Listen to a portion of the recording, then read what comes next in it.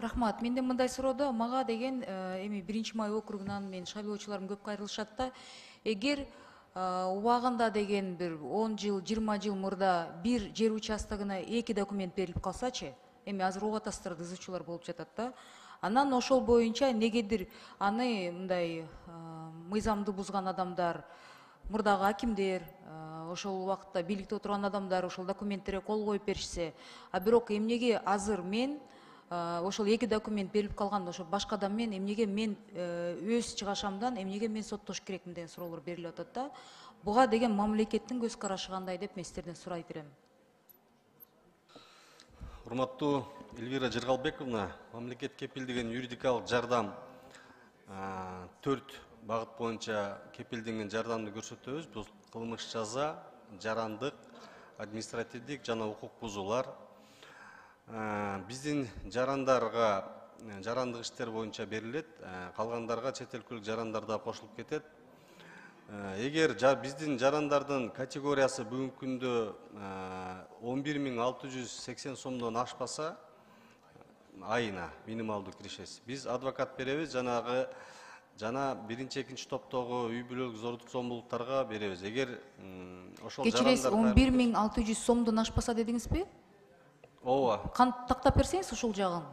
Кантип эсептеп жатасыздар? Бул эң аз айлык акынын 60 эсе көрсөткүчүнүн көрсөткүчү. Бул республикалык бюджет жөнүндө мыйзамга ылайык 2337 сом болгон, аны 60ка көбөйтүп 12 айга бөлгөндө 11.685 сом чыгат. Бул минималдуу киреше болуп эсептелинет. Эгер жарандын айлык кирешеси ошодон ашса, адвокаттык кепилденген жардам берилбейт. Эгер адан ашпаса берилет.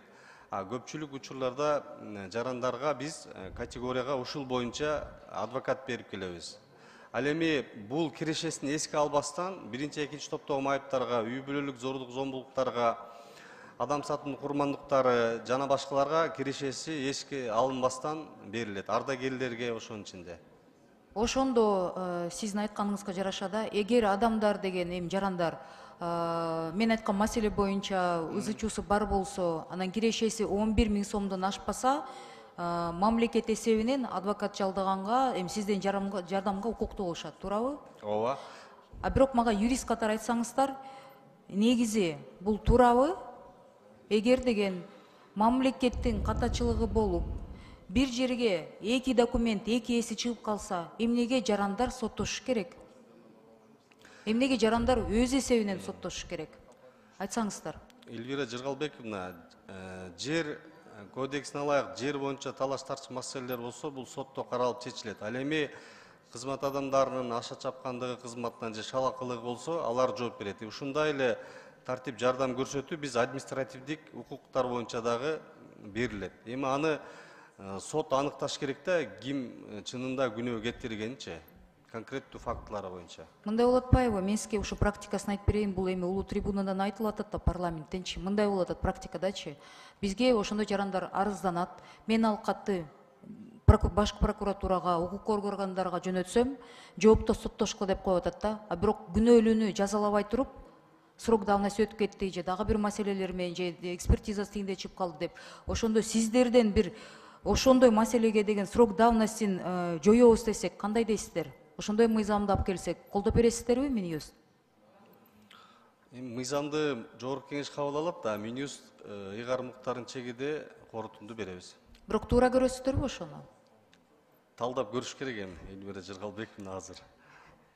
Эми буйтабай эле ачык айтпайсыздар. Жок, эми жанагы жер маселеси жарандар болсо, бизге жөнөтүңүз, биз ар бири боюнча иштеп, адвокат камсыз кылып, изилдеп көрөлү, анан баягы конкреттүү адамдардын фактылары боюнчачы. Анан жалпыланган маселени айтыш үчүн эми как юрист катары эми азыр жето өлчөп бир кесип мыйзам алып келиш керек да, мыйзам деле оңой нерсе эмес да, ошого айтканын талдап чыгайлы депчи. Эми сиз туура түшүнсөңүз, мурда 90-жылдары 2000 жылдын баш убагында деген баштарында Ленинский акимат, 1-май акиматтан, Октябрьский Ленинский и 1-май 2 акиматтан көпчүлүк маселелер экен да, документтер берилип, анан ошол документтер жокко чыгып, эми адамдар аргасыз соттошуп атышат да бири-бири мененчи. А бирок ошондой эки документ берип койгон ким күнөөлүү? Өкмөт күнөөлүү да. Эми жарандарда мындай суроо болуп атат да, акыйкат барбы жокпу депчи. Мен ошол суроону эле берип атам да. Сиз эми Минюсттун өкүлдөрү катары ошол маселеге биз кайра кайтып келсек, эмне кылыш керекпиз деп ошол, может быть, мүмкүн сиздин мындай кеңешиңиз бересиздерби? Элвира Жыргалбековна, мен сизге кошулам. Эртеби кечпи мамлекеттик кызматкер качан ал туура эмес кылып барса, ал жоопкерчилик тартыш керек. Жана мындай мыйзамдарда дагы каралыш керек деп эсептейм. Менин ушундай көз карашым.